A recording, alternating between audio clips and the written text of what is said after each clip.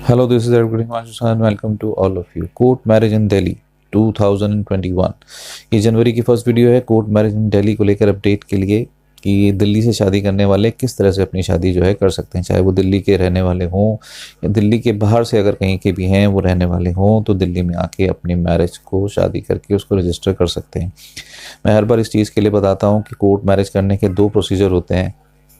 एक प्रोसीजर जिसके अंदर रिचुअल्स नहीं होते, दूसरा प्रोसीजर जो मैरिज करके रजिस्ट्रेशन होती है। जो भी आप एक दिन, सेम डे, 2 से 3 दिन या हफ्ते भर, 3 घंटे, 2 घंटे, जो भी कुछ आप सुनते हैं, कहीं पर पढ़ते हैं, देखते हैं, सर्च करते हैं, उसके अंदर जो भी प्रोसीजर रहता है उसके अंदर रिचुअल ज़रूर होता है। रिचुअल करके फिर उसका रजिस्ट्रेशन किया जाता है। तो जो लोग दिल्ली से करना चाहते हैं, एलिजिबिलिटी क्राइटेरिया अभी फ़िलहाल अपडेट वही है कि लड़कियों की शादी की एज 18 ही है। अभी लड़कियों की शादी की एज 18 से बड़ी नहीं है और लड़कों की शादी की एज 21 है। उसमें भी ना घटाव हुआ है ना कोई बढ़ा हुआ है, वो उतनी ही है और ना ही उसके कुछ होने के चांसेस है।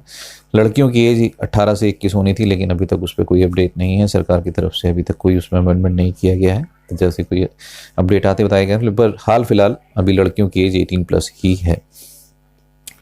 दूसरा, आप जब यहाँ पे शादी करते हैं दिल्ली के प्रोसेस में, आप दिल्ली से हों या दिल्ली के बाहर के हों, अगर आप यहाँ के मैरिज करके रजिस्टर करना चाहते हैं, सर्टिफिकेट लेना चाहते हैं, तो उसके लिए वही सेम डे दिल्ली के अंदर एक दिन के अंदर, मतलब आप अगर एक ही दिन में करना चाहते हैं सेम डे, तो वो वाला प्रोसेस दिल्ली में नहीं होता। दिल्ली में शादी करने के बाद 24 घंटे का गैप होना चाहिए। लेट्स सपोज अगर आपने आज शादी कोई करी तो आज रात के 12 बजे के बाद आप उसे ऑनलाइन अपलोड करके फिर जो मतलब अपॉइंटमेंट ली जाती है, तो उस तरह से वो अपॉइंटमेंट ली जाती है और दिल्ली में अल्टरनेट डेज पे रजिस्ट्रेशन होता है। जैसे मान लीजिए आपने संडे को या मंडे को मैरिज करी, मंडे को अगर मैरिज करते हैं तो वो ट्यूसडे को बीच में गैप करके, क्योंकि मंडे को अगर आपने शादी करी तो ट्यूसडे और फिर वेडनेसडे को, क्योंकि मंडे, वेडनेसडे और फ्राइडे में रजिस्ट्रेशन होती है कोर्ट से, तो मंडे में शादी करी तो ट्यूसडे का गैप आपका वेडनेसडे की डेट मिलेगी। हाँ, अगर आप ट्यूसडे को करते हैं तो ट्यूसडे के बाद अगले दिन की डेट मिल सकती है। तो इसीलिए मैं उसलिए आपको कह रहा था कि अगर आप एक दिन का गैप होता है, एक दिन के बाद आप उस अपनी शादी को रजिस्टर करा सकते हैं। तो जो भी दिल्ली का है, दिल्ली के बाहर के हैं, वो अगर चाहें तो दिल्ली में कर सकते हैं, पर 2 दिन का टाइम होता है उसके लिए, 2 दिन का टाइम लगता है। डॉक्यूमेंट्स में ID proof, address proof, age proof आपको ही चाहिए होता है। जो भी डॉक्यूमेंट्स आपके पास हैं उसके हिसाब से ही उसमें बताया जा सकता है। जैसे कि आधार कार्ड है, पैन कार्ड है, किसी के पास आधार कार्ड नहीं होता तो उसका वोटर कार्ड भी हो सकता है, और किसी के पास अगर पैन कार्ड नहीं है तो उसकी जगह वोटर कार्ड लिया जा सकता है। तो उसके लिए आप हमारा नंबर ऊपर दिया है, आप हमें कॉल करके हमसे पूछ सकते हैं, क्योंकि सबके पास सब डॉक्यूमेंट्स नहीं होते। किसी किसी के पास कुछ लिमिटेड डॉक्यूमेंट्स भी होते हैं, तो उसके हिसाब से भी डॉक्यूमेंट में ही देख के फिर बताना पड़ता है हमें कि कौन से डॉक्यूमेंट्स हैं कि ये डॉक्यूमेंट्स आपके चलेंगे। पर ज़रूरत ID proof, address proof, age proof की होती है। 2 विटनेस चाहिए होते हैं दिल्ली में। अगर आप मैरिज करके रजिस्टर करना चाहते हैं तो उसमें मैंडेटरी है कि विटनेस दिल्ली के होने चाहिए और पैन कार्ड होल्डर होने चाहिए, या कोई भी गवर्नमेंट ID उनके पास हो। Government ID in the sense government employ ID।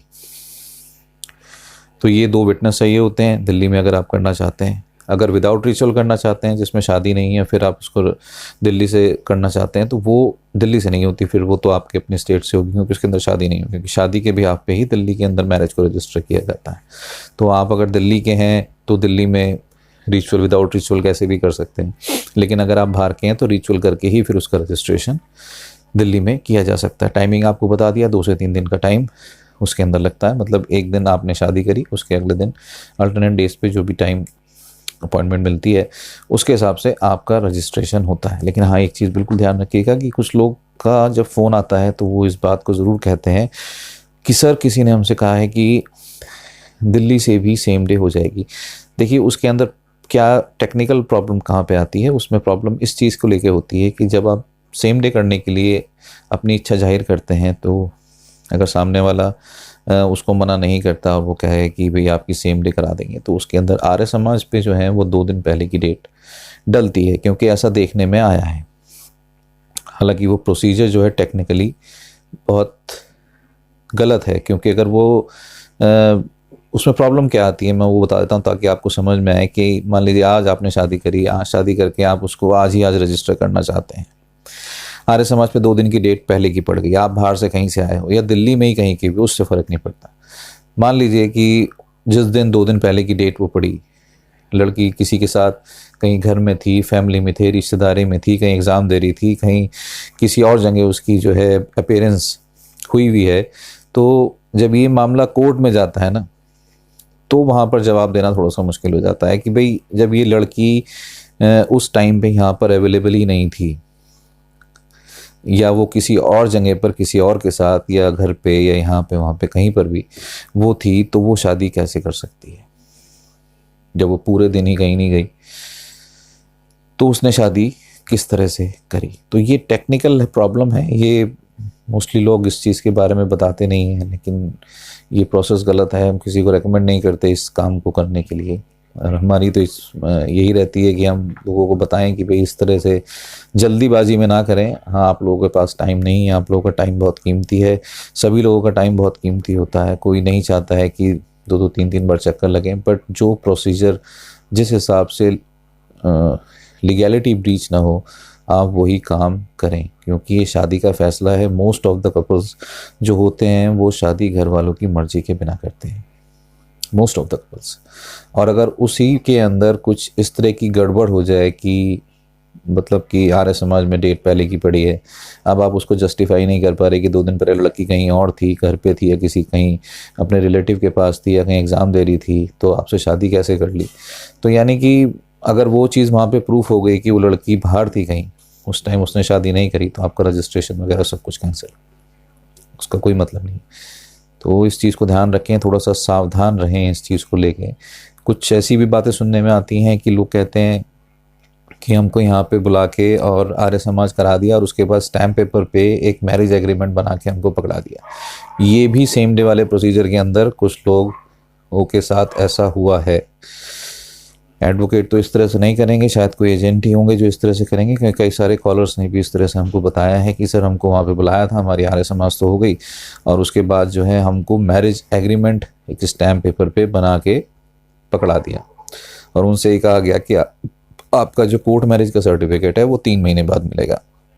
और जिस कॉलर ने मुझे फ़ोन किया था उसको कम से कम 6 महीने हो गए थे, और आज तक उसको कोई सर्टिफिकेट नहीं मिला, मिलना भी नहीं था।